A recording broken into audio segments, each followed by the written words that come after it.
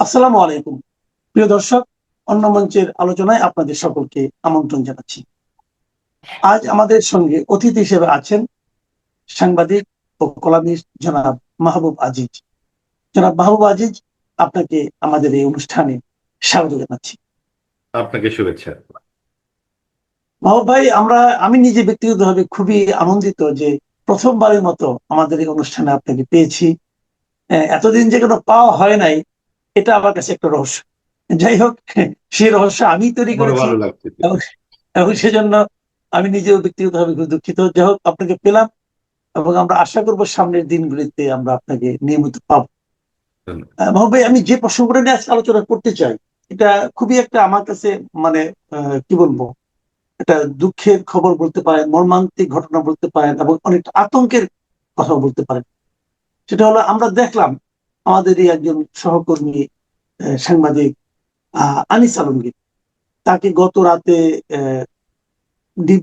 DB এবং থানার লোক এসে তাকে নিয়ে গেল, নিয়ে থানায় তাকে নিয়ে গেল, নিয়ে জিজ্ঞাসাবাদের কথা বলে নিয়ে গেল এবং সেখানে তাকে দীর্ঘ সময় আটকে রাখার পর তার বিরুদ্ধে একটা মামলা হলো এবং সেই মামলা থেকে জেলে দেওয়া হলো, রিমান্ডে দেওয়া হলো।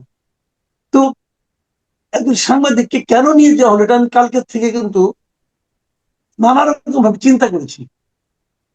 আনিস আলমগীর আমার বেশ ঘনিষ্ঠ এই কারণে, একই দিকে সে আমার ডিপার্টমেন্টের আমার মানে ছাত্র, আমরা একই ডিপার্টমেন্টে পড়তাম ঢাকা ইউনিভার্সিটিতে। সে আমার একটু জুনিয়র। তো আমরা এটা করতাম, তাছাড়া এমনিও তো প্রেস ক্লাবে দেখা হতো, কর্মজীবনেও দেখা হয়েছে বহুবার ফিল্ডে। এবং তারপর আমি যখন এই ইউটিউব গুলো করি, তখন আমার সঙ্গে সে বহুবার আমার অনুষ্ঠানে এসেছি, প্রতি সপ্তাহে সে নিয়মিত গেস্ট ছিল আমার। তার সম্বন্ধে মোটামুটি আমার একটা ধারণা কিন্তু আছে। আমাদের ওর বাসায় আমি গিয়েছি, আমরা বিভিন্ন সময় আড্ডাও দিয়েছি। কিন্তু আমি কিন্তু কালকে সারা রাত আমি এটা চিন্তাই করেছি যে আনিস আলমকে ধরার কি কারণ থাকতে পারে। কারণ আমি বিভ্রান্ত ছিলাম এই কারণে যে আমার কাছে মনে হয়েছে সে না একটু সমালোচনা করেছে সরকারের, কিন্তু সে তো এই সমালোচনা করতে তাকে তো পরিচিত করেছে ডক্টর ইউনূস নিজে। উনি তো বলেছেন, আপনারা প্রাণ খুলে আমাদের সমালোচনা করুন। তো বলার পর কেবলমাত্র কথা বলার কারণে একজন লোককে গ্রেফতার করা যেতে পারে এবং তারপর তাকে সন্ত্রাস বিরোধী আইনে মামলা দেওয়া যেতে পারে, এটা না আমার আসলে বিশ্বাসের বাইরে ছিল। তো এই পুরো ঘটনাটা নিয়ে আমি একটু লম্বাই প্রশ্নটা করলাম, লম্বাটা ভূমিকাও দিলাম। আপনি আসলে কি, আপনার কাছে কি মনে হচ্ছে দেশটা এখন কোন দিকে যাচ্ছে? আমাদের গণমাধ্যমের স্বাধীনতা, কথা বলার স্বাধীনতা, এটা আসলে কতটুকু থাকছে? গণতন্ত্র এখন কোন দিকে যাচ্ছে? জি কামাল ভাই, ধন্যবাদ। সত্যি আপনি আসলে অনেকটা ইমোশনাল হয়ে গেছেন স্বাভাবিকভাবেই। অত্যন্ত ঘনিষ্ঠতার কারণে আনিস আলমগীর ভাই আমাদের প্রত্যেকেরই অত্যন্ত ঘনিষ্ঠ। কিন্তু আমরা আসলে আরেকটু যদি নৈর্ব্যক্তিক ভাবে দেখতে পারি যে এই জায়গাগুলো আমাদের যেই প্র্যাকটিস, এখানে রাজনীতির যেই ধারাবাহিকতা চলে এসেছে আওয়ামী লীগের আমলে, বিশেষ করে গত 15-16 বছর, যেই প্রক্রিয়ায় সাংবাদিকদেরকে তুলে নেওয়া হতো বা কথাবার্তা আটকে দেওয়া হতো, লেখার ক্ষেত্রে জুলুম করা হতো, ঠিক একই ঘটনা আমরা দেখলাম। এবং এই প্রথম নয়, এর আগেও আপনি জানেন যে প্রায় 256 জন সাংবাদিকের বিরুদ্ধে কিন্তু মামলা আছে, হত্যা মামলা, যারা আওয়ামী লীগের সময় আমরা দেখেছি যে শেষ 12 বছর, এক যুগ, একটু বা মানে কোনো যুক্তির মধ্যে ছিল না সাংবাদিকতা অনেক ক্ষেত্রেই। প্রধানমন্ত্রীর যে সম্মেলনগুলো হতো, সংবাদ সম্মেলন, সেটা তো সাংবাদিকতার মধ্যে পড়ে না আসলে। সেখানে তৈলমর্দন হতো, সেখানে প্রশ্নের নামে প্রশংসা করতে এসেছি, এই বিষয়গুলো হতো। এবং আপনি জানেন যে 16ই জুলাই যে প্রশ্নের উত্তর থেকেই কিন্তু ঘটনাগুলো ঘটেছিল, যে চাকরি কাকে দেবেন, রাজাকারকে দেবেন না মুক্তিযোদ্ধাকে দেবেন। তো এই এই বিষয়গুলো তো সাংবাদিকের এখতিয়ারের মধ্যেই পড়ে। তো ওগুলো করেছেন, এই বাড়াবাড়ি প্রত্যেকেই করেছেন, রাজনীতিবিদরা যেমন করেছেন, সাংবাদিকরা করেছেন, অনেকেই করেছেন। এই বাড়াবাড়ির যে সংস্কৃতি, সেটা কিন্তু এখনো চলমান। শুধু চলমানই নয়, এই চর্চা যেন আপনি আপনি এক সময় করবেন, আমি আরেক সময় করব। আওয়ামী লীগ যে ভাষায়, যে ভঙ্গিমায়, যেই আক্রমণাত্মক বিভিন্ন শব্দ ব্যবহার করে হুমকি দিত, একই রকম হুমকি আমরা এখনো কিন্তু শুনতে পাই বিভিন্ন জায়গায়। আপনি টক শোতেই দেখবেন যে কিছুক্ষণ পরে আপনি যুক্তি দিচ্ছেন, আপনি কথা বলছেন, সাথে কিন্তু অনেকেই উত্তেজিত হয়ে যাচ্ছেন, অনেক জোরে কথা বলছেন। জোরে কথা বললেই কি যুক্তি হয়? আপনি যুক্তি দেবেন, এবং যুক্তিটা আপনার যদি পছন্দ না হয় আপনি পাল্টা আরো দুটো তথ্য দিতে পারেন, এই তো, এর বেশি তো না। এবং যে গণতান্ত্রিক একটা সহিষ্ণু সমাজের জন্য আমরা এত কথা বললাম, এত রক্তপাত, এত প্রাণপাত, সেই 50 বছর ধরেই আপনি দেখুন যে 70-এর নির্বাচন যে কারণে ঘটলো, একে একদম ভূমিধস বিজয়ের পর আওয়ামী লীগকে ক্ষমতায় আসতে দেওয়া হলো না। তারপরে কি হলো? আওয়ামী লীগ যখন মুক্তিযুদ্ধের পর ক্ষমতায় এলো, বিরুদ্ধ মতকে তারা স্তব্ধ করে দিল। তারপরে জিয়াউর রহমান এলেন,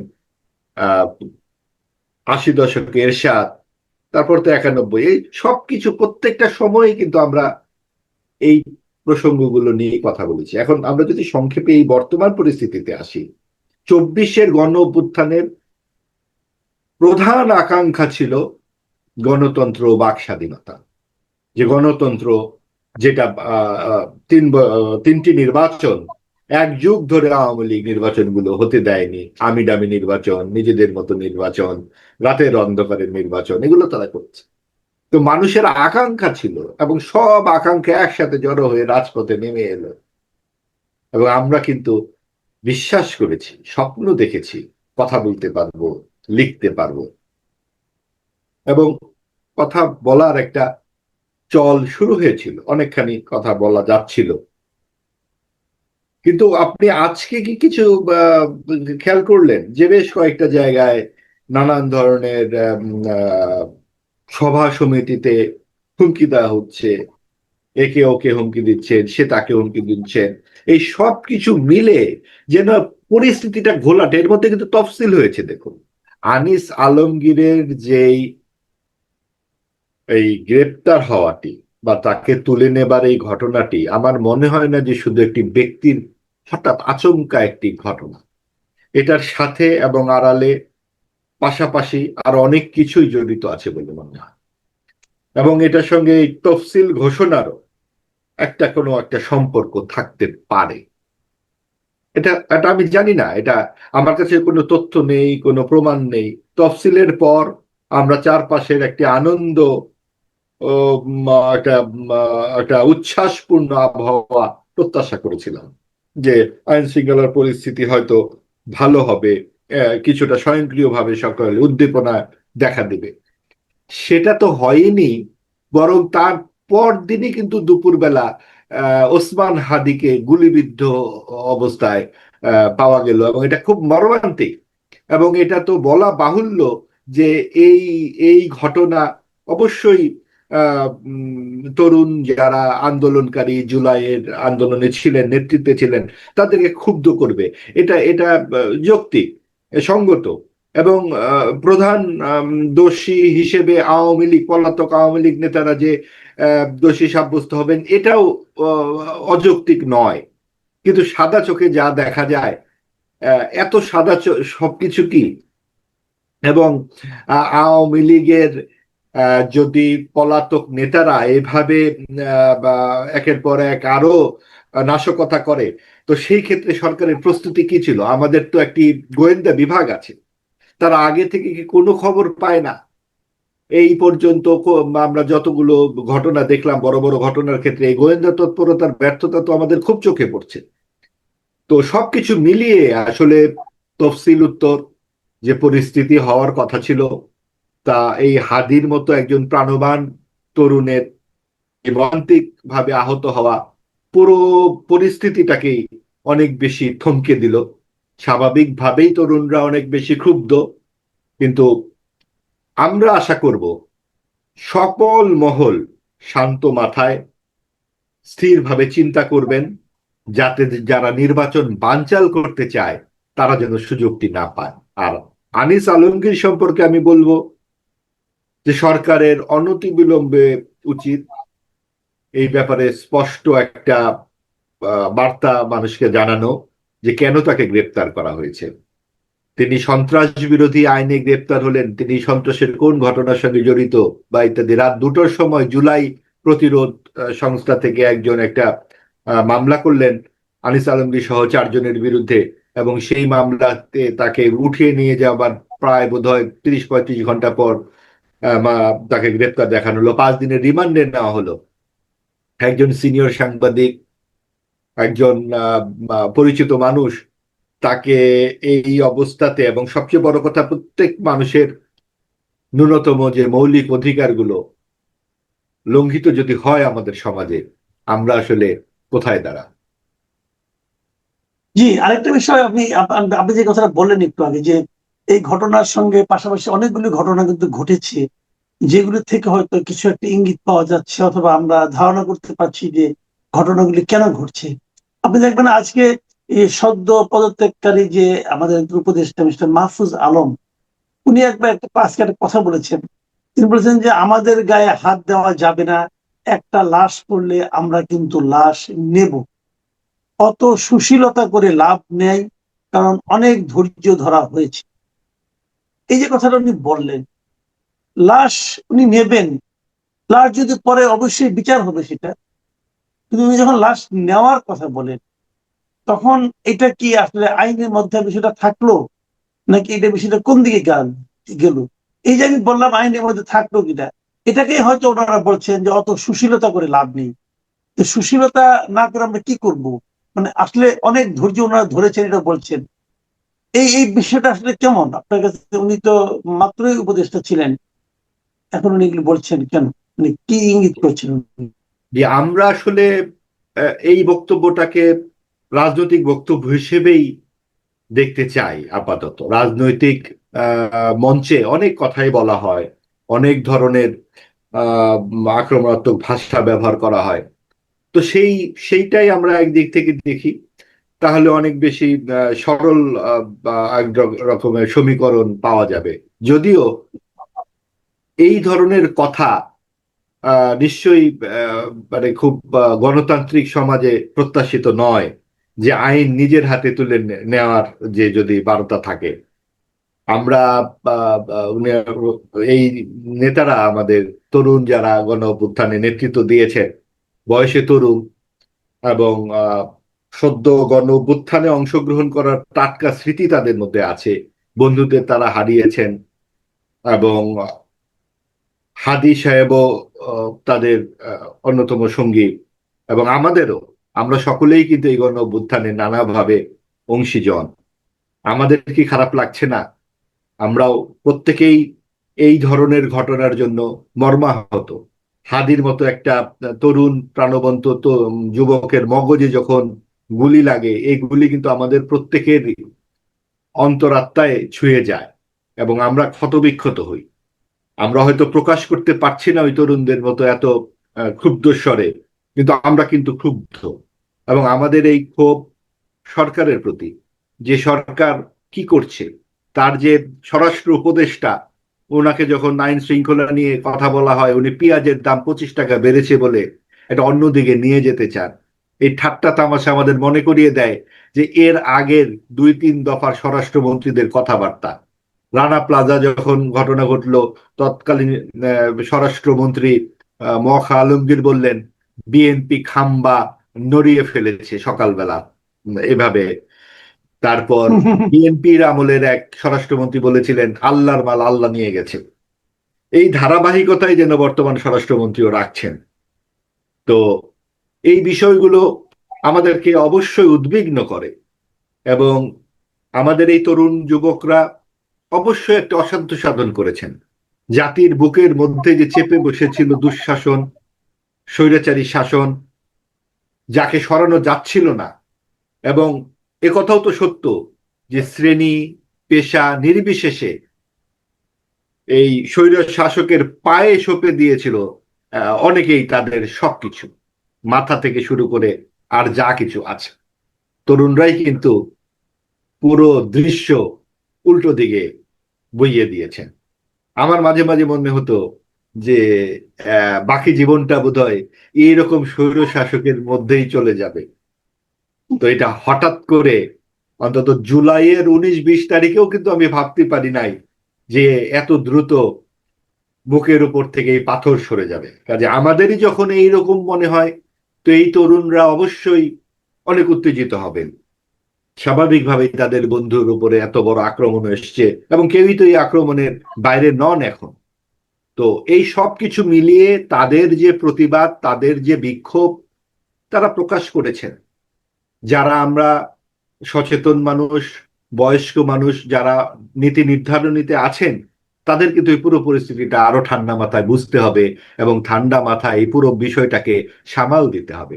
কারণ সুযোগ কিন্তু, এই মাহফুজ সাহেব যে বক্তব্য বলেছেন যে রাজনীতি যদি দেশের বাইরে যায়, আমরাও দেশের বাইরে নিয়ে যাব, এই কথাটি হয়তো উনি ক্ষুব্ধ স্বরে বলেছেন, কিন্তু ঘটনা কিন্তু একেবারে উড়িয়ে দেওয়া যাবে না। রাজনীতি কি দেশের বাইরে নেই? অবশ্যই দেশের বাইরে আছে।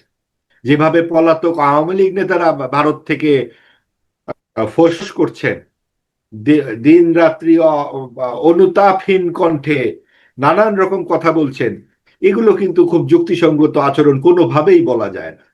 আমরা যে অন্তর্ভুক্তিমূলক সমাজের কথা বলি সব সময়, সেটা আওয়ামী লীগের সময় যেমন বলেছি, এখনো কিন্তু আমরা বলছি যে এত কিছুর পরেও চোর ডাকাত রাজানি খুনি সবকিছুকে নিয়ে সমাজ থাকবে। আপনারা অন্তর্ভুক্তিমূলক সমাজ তৈরিতে সকলে অংশগ্রহণ করবার উপায় উদ্ভাবনের কথা কিন্তু আমরা বলছি। তার মানে আমরা কিন্তু ফ্যাসিস্টদেরকে পুনর্বাসনের কথা বলছি। তো এইখানে অনেকগুলো বাঁক আছে এই সব আলোচনার মধ্যে।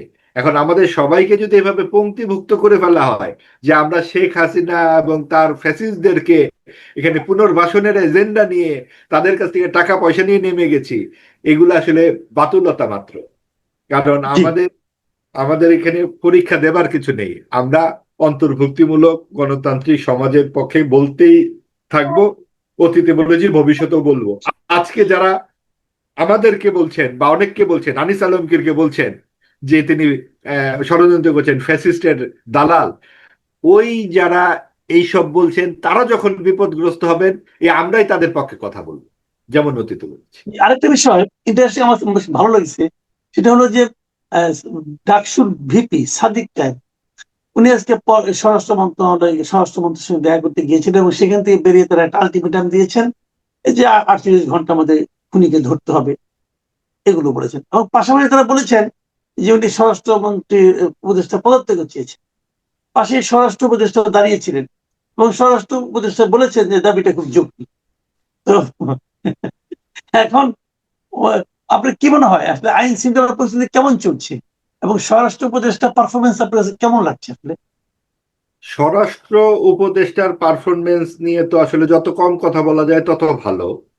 আর যেহেতু সময়টা আসলে ঘনিয়ে এসেছে, এখন ধরুন আমরা যদি একটা ট্রেন যাত্রা করি, আপনার চারপাশে আপনার ফ্যামিলির অনেকগুলো মেম্বার সদস্য আছেন, নানান রকম গাঁটটি বোচকা নিয়ে আপনি রওনা দিয়েছেন, কোনটা ছিঁড়ে গেল কোনটা কি গেলো তখন কিন্তু আপনার আর অত ভাবনার সময় থাকে না, দৌড় টোড় দিয়ে কোনো রকমে ওঠা যায়।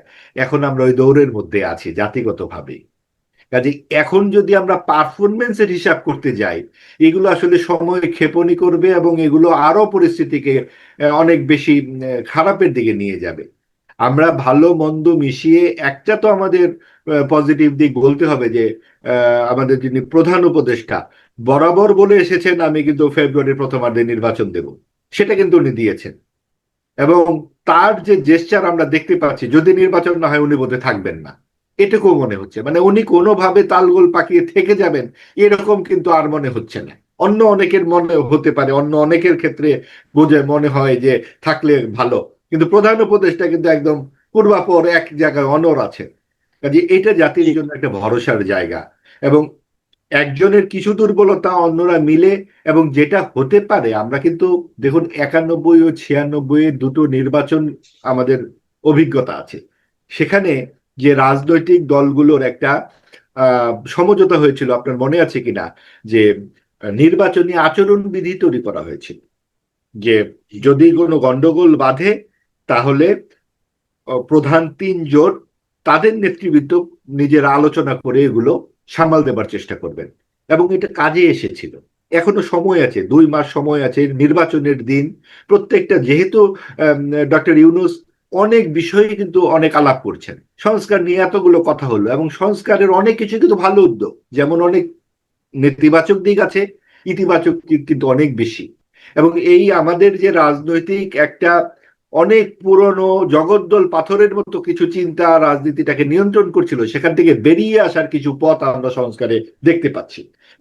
ডক্টর ইউনূসের কাছে এটাও প্রত্যাশা যে আপনি নির্বাচন আচরণবিধি যদি করতে পারেন এবং অতি দ্রুত কিছুদিনের মধ্যে কথাবার্তা বলে রাজনৈতিক দলগুলোকেই দায়িত্ব দেওয়া যায়, যেটা হয়েছে মনে করুন, যে এই ঘটনার পুনরাবৃত্তি যেন আর কোনোভাবে না ঘটে।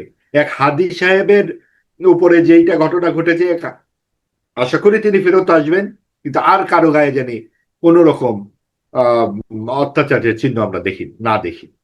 জি, আপনি একটা কথা বললেন যে আপনি নির্বাচন ফেব্রুয়ারিতে হওয়া নিয়ে আপনার মনে কোনো দ্বিধা নাই। আমার মনেও নাই, আমার মনে হয় নির্বাচন হয়ে যাবে।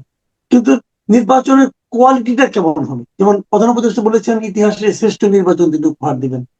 আপনার কাছে কি মনে হয় এই নির্বাচনটা কি আমাদের এটা ইতিহাসের শ্রেষ্ঠ আসলে আমাদের নির্বাচন হতে প্রধান যাচ্ছে? উপদেষ্টা, জি, প্রধান উপদেষ্টা অনেক চমৎকার কথা বলেন, এবং এগুলা বোধহয় অনুপ্রেরণাদায়ী কথা আর কি, যেটা বলে মোটিভেশনাল স্পিকার, যেহেতু তিনি শতাব্দীর সেরা নির্বাচন, এতখানি আশা হয়তো করি না। অন্তত গণতন্ত্রের পথে যেন যাত্রাটা শুরু হয়, এতখানি চাইনি আমরা। সামান্য আমাদের চাওয়া যে যেই আকাঙ্ক্ষায় অকাতরে মানুষ প্রাণ দিয়েছে, 1500 মানুষ নিজের দেশের প্রধানমন্ত্রীর গুলিতে মারা যাওয়া, এটা কিন্তু চারটিখানি কথা নয়, এবং এটা এই সমকালীন বিশ্ব ইতিহাসে বিরল এক ঘটনা ঘটেছে। এবং এটা কেন? সেই গণতন্ত্র এবং বাক স্বাধীনতার জন্য, কথা বলবার জন্য, নিজের ভোটটা নিজে দেব বলে।